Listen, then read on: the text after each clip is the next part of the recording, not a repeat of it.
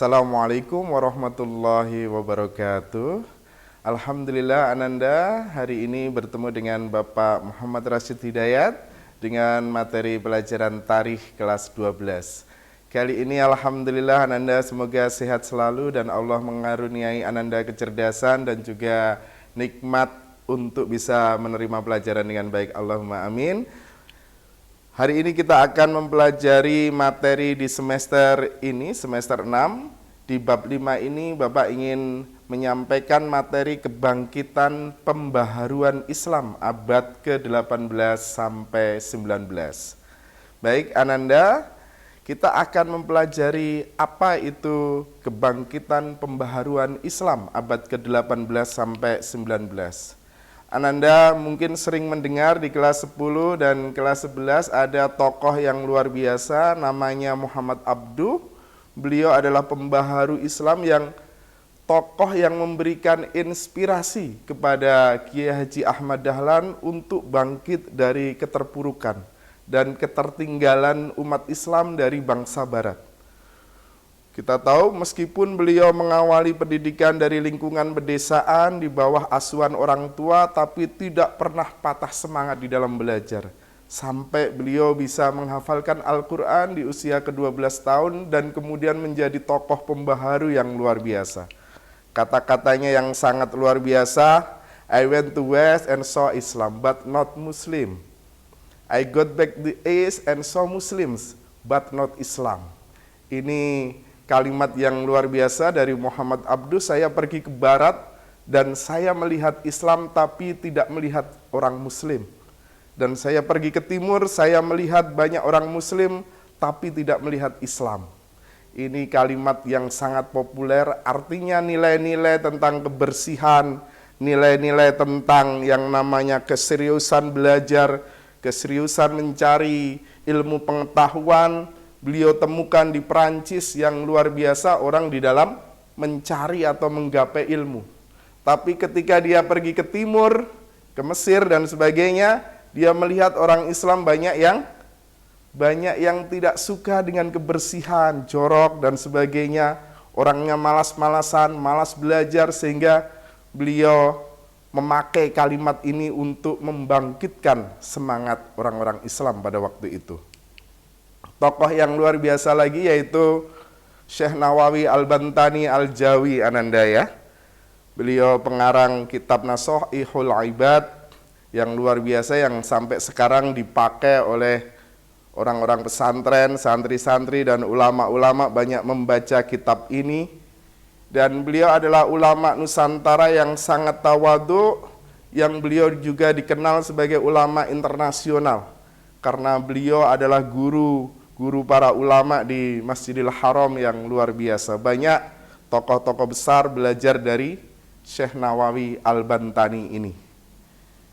Salah satu kalimat quote-nya yang sangat luar biasa, man tarakaz dzunuba raqqa qalbah, siapa yang meninggalkan dosa hatinya akan lembut.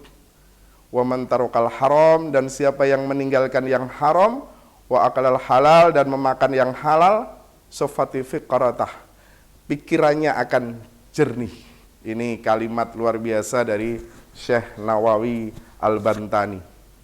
Maka ananda sekalian, di kesempatan ini baru pengantar, Bapak ingin menyampaikan bagaimana pembaharuan Islam nanti di abad 18 sampai 19 ini yang terjadi di 1 di Arab Saudi, 2 di Mesir, kemudian 3 di Istanbul, Turki, yang keempat di Delhi, India, yang kelima nanti di Indonesia.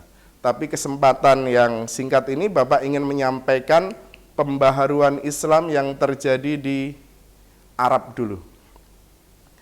Ananda, tahun 1800 Masehi atau abad ke-18, periode ini adalah umat Islam atau dunia Islam kalah di dalam peperangan melawan penjajahan Eropa. Orang Eropa membawa semangat God ya, semangat glory dan gospel. Jadi kekayaan, kemenangan dan juga kristenisasi. Semangat itu muncul karena apa? Karena orang-orang Eropa ini ingin mengulangi kejayaan mereka pada saat menaklukkan Islam pada perang salib. Sehingga pada masa ini kalangan muslim banyak yang kemudian luar biasa tersingkir dari pusat-pusat peradaban. Kita tahu yang tadinya orang-orang muslim itu ada di kota-kotanya, di Spanyol misalnya, kemudian tersingkir di pinggiran. Termasuk juga yang terjadi nantinya di Arab, di Mesir, di Turki, di India, sampai di Indonesia. Maka kemudian kita tahu di Indonesia sendiri Portugis mulai datang. Kemudian Semenanjung Malaya kemudian dijajah oleh Portugis. Kerajaan-kerajaan Islam mulai kocar-kacir karena pedagang-pedagang Portugis mulai menguasai dan menghegemoni kerajaan-kerajaan Islam. Yang paling lama dikuasai Portugis adalah Timur Timur misalnya. Pada tahun abad 16, Spanyol pun juga datang ke Malaka.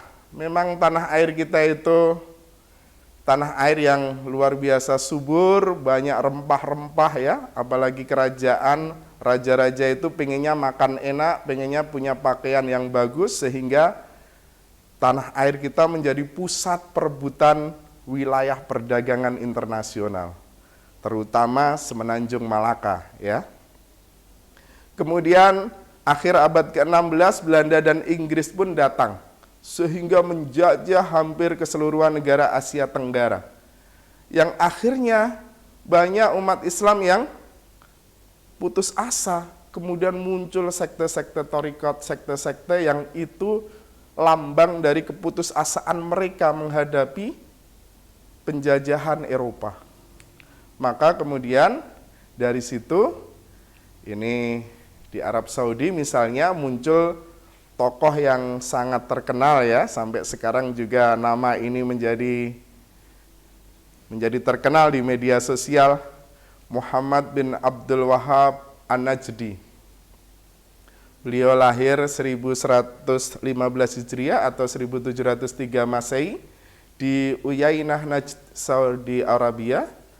Beliau berasal dari kabilah Banu Tamim. Dan pengikutnya sangat luar biasa banyak dan menamakan kelompoknya itu dengan nama Al-Muwahhidun atau pendukung Tauhid.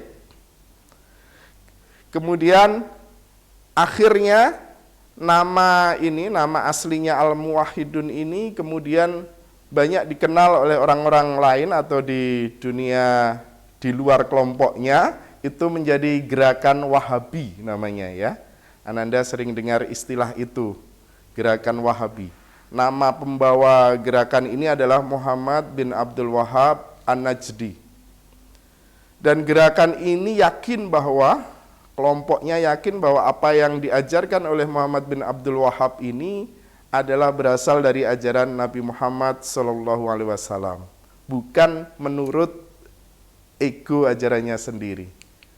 Kemudian ada 3 tauhid menurut Muhammad bin Abdul Wahhab. Yang pertama yaitu tauhid rububiyah. Tauhid ini berhubungan dengan pengesaan Allah sebagai zat yang mendidik dan mencipta,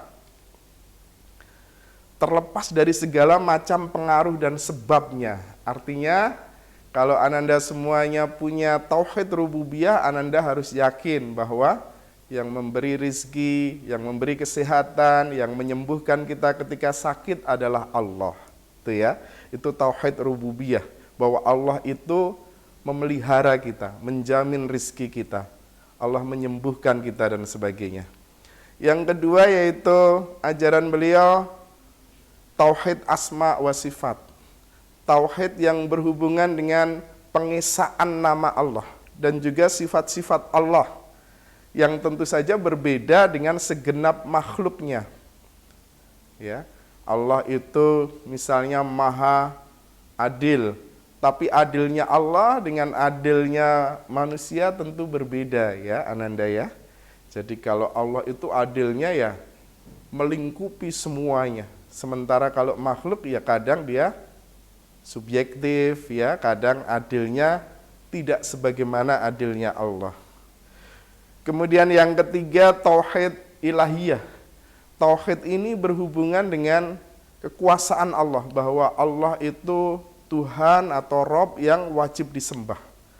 Jadi Muhammad bin Abdul Wahhab membagi tauhid itu menjadi 3 ini, yaitu rububiyah, asma dan sifat, dan ilahiyah.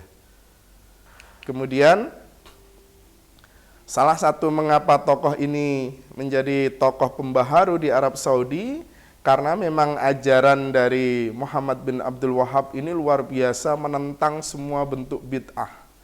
Karena pada waktu itu umat Islam melemah, Ananda, akhirnya yang namanya orang putus asa kan kemudian mereka ya banyak melakukan hal-hal yang kadang di luar logika kita. Muncullah sekte-sekte, orang kemudian kebingungan ya. Akhirnya Muhammad bin Abdul Wahhab ini menentang banyak khurafat. Kembali rujuk ilal Quran wa sunnah, kembali kepada Al-Quran dan Al-Hadis. Sehingga pada waktu itu bisa dikatakan aliran ini pingin menegakkan kembali syariat Islam yang dibawa oleh baginda Rasulullah, yang pada waktu itu dianggap oleh Wahabi ini telah banyak menyimpang. Karena banyaknya sekte-sekte di dalam Islam, terutama sekte-sekte tarekat ya. Kemudian madhab-madhab juga terjadi begitu banyaknya, sehingga menimbulkan yang namanya perpecahan-perpecahan di mana-mana. Jadi umat Islam sudah kalah di dalam dominasi ekonomi dunia, ditambah lagi munculnya banyak sekte-sekte yang itu kadang muncul bid'ah khurafat di dalamnya. Kemudian Ananda, tujuan didirikannya gerakan Wahabi yang pertama menyingkirkan segala macam bid'ah, khurafat, dan berbagai tindakan kesyirikan. Yang kedua, secara politik untuk melepaskan bangsa Arab dari pengaruh bangsa Turki yang pada waktu itu menghegemoni ya, berkuasa selama bertahun-tahun, termasuk Arab Saudi dikuasainya. Kemudian juga yang ketiga ingin membangun yang namanya konsep negara Islam. Sehingga jangan heran kalau Arab Saudi ini secara politik dia kerajaan. Secara politik kerajaan karena memang Raja Saud pada waktu itu di bawah nasihat dari ulama Muhammad bin Abdul Wahhab ini. Saya kira itu dulu untuk pembaharuan Islam di Arab Saudi. Insya Allah besok bertemu lagi dengan Bapak dengan tema pembaharuan Islam di Mesir. Semoga Ananda, apa yang Bapak sampaikan ini bisa memotivasi Ananda untuk semakin semangat belajarnya, dan jangan lupa untuk senantiasa berdoa kepada Allah. Akhirul kalam, billahi taufiq wal hidayah. Sampai berjumpa kembali Ananda di kesempatan yang lain. Wassalamualaikum warahmatullahi wabarakatuh.